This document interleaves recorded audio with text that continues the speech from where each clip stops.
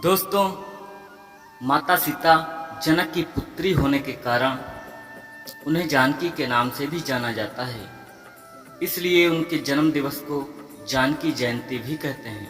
मान्यता है कि माता सीता की नवमी के दिन विधि विधान से पूजा की जाए तो व्यक्ति के जीवन के तमाम दुख और कष्ट दूर हो जाते हैं।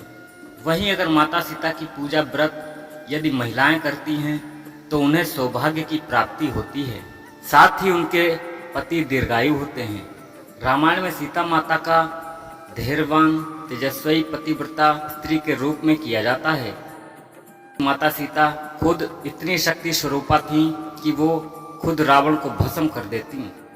लेकिन उन्होंने राजा दशरथ को कौन सा वचन दिया था जिससे वे मजबूर हो गई थीं। रामायण में वर्णन किया गया है कि रावण ने छल से माता सीता का हरण कर लिया था, जिसके बाद प्रभु श्री राम ने रावण का वध करके माता सीता को वहां से मुक्त कराया था। लेकिन क्या आप जानते हैं कि वास्तव में माता सीता स्वयं शक्ति स्वरूपा थीं। यदि माता सीता चाहती तो स्वयं ही रावण को भस्म कर सकती थीं, लेकिन उन्होंने ऐसा नहीं किया। पौराणिक कथा के अनुसार बताया जाता है कि जब माता सीता का विवाह प्रभु श्री राम से हुआ तो ससुराल आने के बाद उन्होंने सबसे पहले ऋषि मुनियों और परिवारजनों के लिए खीर पकाई थी। जब वे उन्हें खीर परोस रही थीं, उसी समय तेज हवा का झोंका आया। सभी ने अपने अपने भोजपत्र संभाले, लेकिन उस दौरान राजा दशरथ की खीर में एक छोटा सा घास का तिनका आकर गिर गया था। माता सीता ने उस तिनके को देख लिया, लेकिन खीर से वो तिनका सबके बीच कैसे निकालें, उनके लिए ये बड़ी दुविधा थी।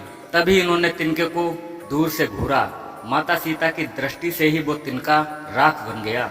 सीता जी को लगा कि उनका ये चमत्कार किसी ने नहीं देखा, लेकिन राजा दशरथ ने ये सब देख लिया था और वो समझ गए थे कि माता सीता कोई साधारण स्त्री नहीं है, बल्कि जगत जननी है। खीर खाने के बाद राजा दशरथ जब अपने कक्ष में चले गए तो उन्होंने सीता जी को अपने कक्ष में बुलवाया। वहां उन्होंने माता सीता से कहा कि आपका चमत्कार मैं देख चुका हूँ और समझ गया हूँ कि आप कौन हैं। इसलिए आप मुझे वचन दीजिए कि जिस दृष्टि से आपने उस तिनके को देखा था, उस दृष्टि से कभी किसी और को नहीं देखेगी। इसके बाद माता सीता ने दशरथ को ये वचन दिया। यही कारण था कि जब रावण ने माता सीता का हरण किया था तो वो खुद रावण को भस्म कर सकती थीं, लेकिन वो राजा दशरथ के वचन में बंधी हुई थी।